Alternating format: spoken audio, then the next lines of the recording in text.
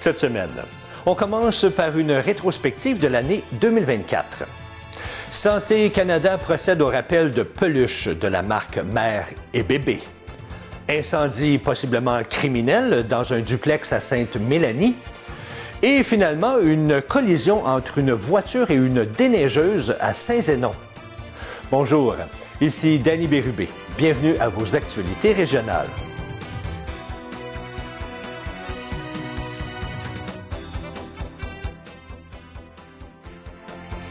Bonjour à vous, j'espère que vous allez bien. Bienvenue à votre bulletin de la semaine du 6 janvier 2025. Eh bien, j'aimerais commencer ce bulletin par vous souhaiter une bonne année 2025. Je vous souhaite de la santé et encore de la santé, parce que c'est ça le plus important. Commençons donc cette nouvelle année par une rétrospective de l'année 2024. Eh bien, le 10 janvier 2024, plus de 43 cm de neige sont tombés sur le Grand Joliette. Plusieurs écoles avaient annoncé leur fermeture 24 heures avant la tempête. Bonne nouvelle, le gouvernement du Québec a annoncé l'attribution de 29 médecins de famille à la région de la Naudière pour l'année 2025. Cette décision fait partie des nouveaux plans régionaux d'effectifs médicaux qui visent à répartir géographiquement et équitablement les effectifs médicaux en médecins de famille dans toutes les régions du Québec. Ces 29 médecins font partie des 458 médecins ajoutés au Québec en 2025 afin de mieux répondre aux besoins des patients. Ces plans régionaux prennent en compte la mobilité des médecins, le départ à la retraite et le nombre attendu de nouveaux médecins. La MRC de Joliette a mis fin aux activités de patinoire sur la rivière L'Assomption. Elle explique sa décision par des raisons financières et environnementales liées à l'entretien et la viabilité de l'activité. La température incertaine des derniers hivers, et on le voit bien cette année, ne garantit plus la longévité de la patinoire sur la rivière. Une dame dans la soixantaine est décédée à la suite d'une sortie de route mortelle à Saint-Ambroise de Kildare. Son mari conduisait le véhicule et a été gravement blessé. La sortie de route est survenue sur le rang Kildare, soit la route 348. Selon les informations de la Sûreté du Québec, eh bien, le véhicule aurait dévié de sa voie sans raison avant de se retrouver dans le fossé et d'entrer en collision avec un ponceau. Disparu depuis la mi-octobre à Saint-Jean-sur-Richelieu, eh bien, le comptable de 68 ans, Michel Noël, a été retrouvé sans vie à Saint-Alphonse-Rodriguez. M. Noël aurait été victime d'un meurtre. Une des dernières personnes à avoir vu le comptable se serait enlevé la vie dans l'est de Montréal, quelques heures après la découverte de la dépouille. On se rappellera également que des voleurs ont coupé la statue de Gilles Villeneuve à la hauteur des chevilles et l'ont emportée. À la suite de cet événement, eh bien, plusieurs entrepreneurs de la région de Berthierville ont offert une récompense de 12 000 $ pour retrouver l'œuvre. Et c'est le cas de J.M. Payet, Azimut POS, ainsi que BNG Race Fuels Canada. Après plusieurs jours de recherche, eh bien, le musée a perdu espoir de la retrouver et croit que les malfaiteurs l'ont fait fondre. Cependant, on tente de récolter 100 000 $ pour remplacer celle-ci. Voilà pour la rétrospective de l'année 2024. Un total de 202 000 $ et 129 a été recueilli dans le cadre de la plus récente édition de la Guignolée des médias dans la région de la Naudière. Ce montant représente une amélioration par rapport à la somme de 167 806 $ qui a été amassée l'année dernière. Pour une troisième année consécutive, eh bien, l'initiative a atteint un nouveau sommet en récoltant 5,1 millions dans l'ensemble des 18 régions participantes, et ce, depuis son lancement le 22 novembre dernier. Un total de 4,8 millions de $ avait été amassé l'année dernière et 4,7 millions en 2022. Il est à noter que les résultats de cette année n'incluent pas les dons par texto ainsi que les contributions de chez Maxi et Provigo. Santé Canada procède au rappel de peluches de la marque Mère et Bébé, car celle-ci présenterait des risques d'étouffement.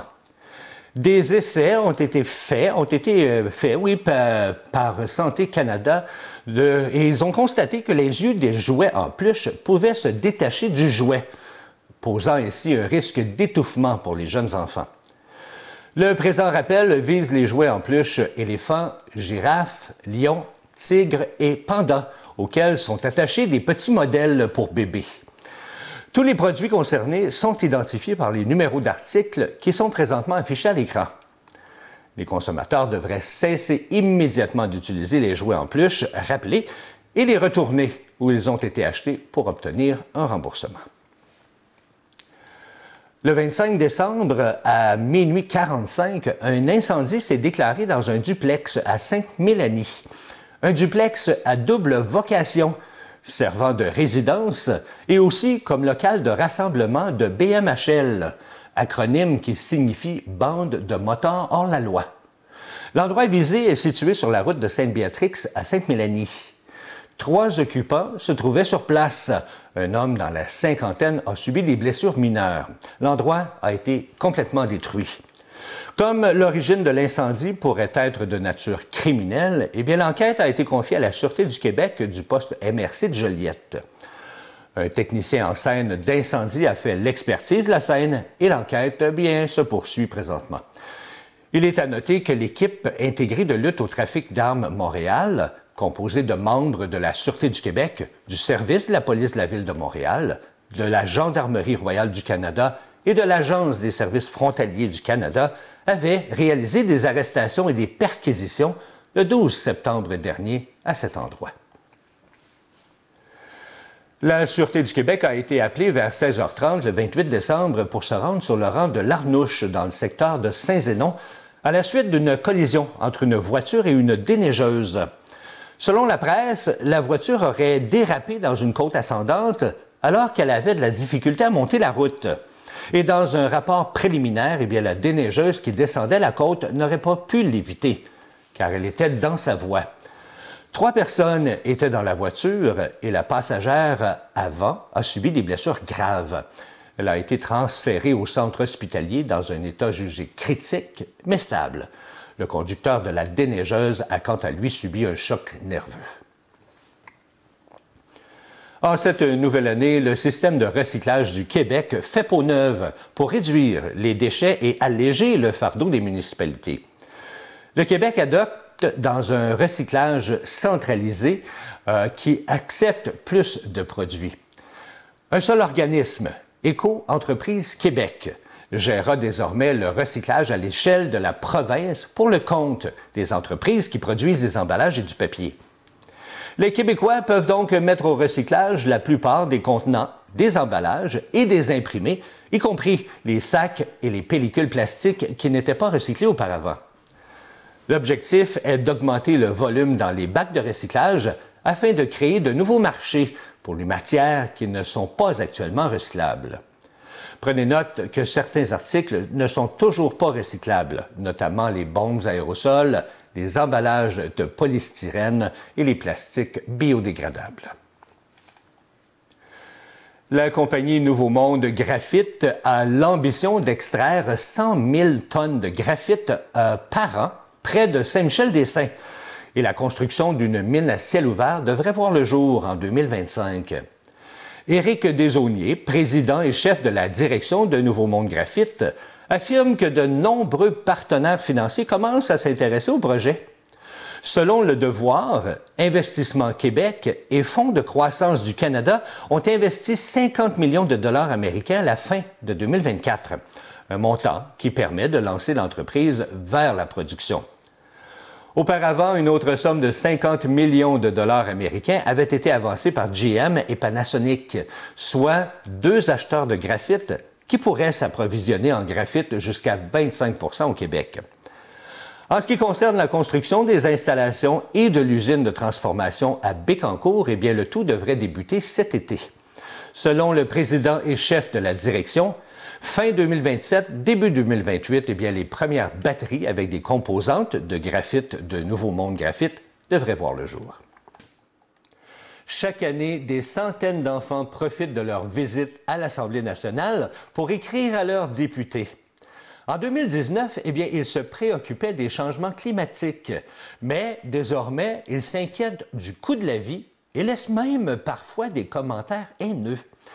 C'est ce qu'a pu constater la conseillère au programme éducatif de l'Assemblée nationale, Mme Gabrielle Dufour-Larue. Tous les mois, elle vide la boîte aux lettres de la salle Agir et achemine les messages des enfants aux députés concernés. Alors qu'en 2019, eh bien, le nom de Greta Thunberg était sur toutes les lèvres et les enfants se préoccupaient surtout de la question environnementale. Eh bien, 5 ans plus tard, un nouvel enjeu est apparu dans leur message, l'inflation et le coût de la vie.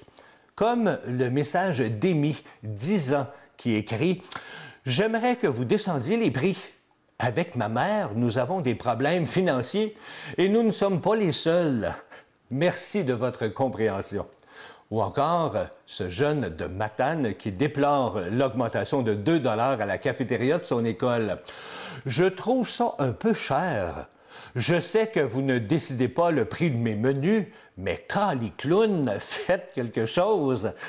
Une chance que je ne vous parle pas de l'épicerie et du gaz. » Fait inquiétant, par contre, Mme Dufour-Larue admet recevoir des messages haineux et même violents. Véritable reflet de la société, selon elle. Elle rajoute que ces jeunes s'inspirent probablement de ce qu'ils voient sur les réseaux sociaux. Cependant, le nombre de messages haineux est minime et ces messages sont retirés et ne sont pas distribués aux députés. Par contre, les messages qui critiquent les députés, mais d'une manière très constructive, sont transmis, comme par exemple celui de Catherine, qui se lit ainsi. Merci, M. François Legault, pour ce que vous faites. J'aimerais toutefois que le gouvernement se soucie plus de l'environnement. » Et Charles d'ajouter « Je veux que tu fasses plus attention à la nature. » Vivre jusqu'à 100 ans, c'est dans vos plans? Bien, si on est en santé, pourquoi pas? Mais vivre jusqu'à 100 ans et être malade pendant de nombreuses années, mais ça ne nous tente pas vraiment. Eh bien, le Journal de Montréal nous propose des trucs simples et réalistes pour repousser la maladie. 30 minutes de sport par jour, des protéines à tous les repas et un bon cercle d'amis. Une étude est présentement en cours à Montréal et démontre que des septuagénaires qui s'entraînent en groupe 3 fois par semaine depuis quelques années ne vieillissent plus et sont même en meilleure forme qu'avant. 3 fois semaine, une dizaine d'aînés, surtout des femmes, de plus de 70 ans, se retrouvent à l'Institut universitaire de gériatrie de Montréal pour s'entraîner. Motivés par la musique rock dans le tapis, ils soulèvent des poids, grimpent sur des steps et suent à grosses gouttes, sous l'œil attentif d'un kinésiologue qui les dirige. En moyenne, les aînés perdent 1 % de masse musculaire par année à partir de 70 ans. Or, les participants de cette étude, qui a débuté en 2014, n'ont rien perdu. Madame Palma Stabil, 74 ans, confie que depuis qu'elle s'entraîne régulièrement, ce n'est que du positif dans sa vie. Elle est rarement fatiguée, son humeur est bonne et elle peut aller faire son épicerie elle-même sans avoir besoin d'aide. Cette enseignante retraitée avoue avoir eu des problèmes de santé à cause du vieillissement. Mais parce qu'elle est en forme, elle se rétablit rapidement. Toujours selon cette étude, eh bien, la musculation est une des clés pour les aînés qui veulent rester autonomes et éviter une chute potentiellement fatale. Alors, il n'en tient qu'à vous maintenant de mettre ces petits trucs en action afin de bien vieillir. Et c'est justement le temps, là, en ce début d'année, de prendre de bonnes résolutions. Le 25 janvier de 10h à 20h, eh bien, c'est le grand frisson qui aura lieu à Rawdon, à la plage municipale. On vous propose de l'animation toute la journée, en plus d'une multitude d'activités, soit des glissades sur tube, un atelier de snow skates, ainsi que plusieurs jeux. Des navettes seront disponibles pour faciliter les déplacements et la liste des stationnements se retrouve sur le site Internet de la municipalité. À l'horaire, eh bien, une soirée disco illuminée, une course de ski et plusieurs autres qui sont payantes comme le traîneau à chien ou la marche au flambeau.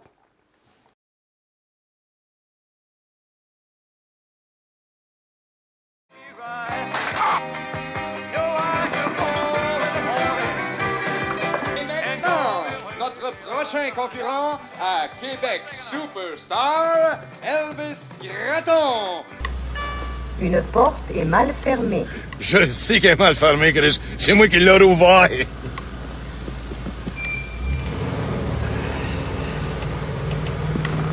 Hey, je recule, mais c'est correct en arrière? Oh, yes! Une porte est mal fermée. Pas mal fermé, tabarnak est arraché.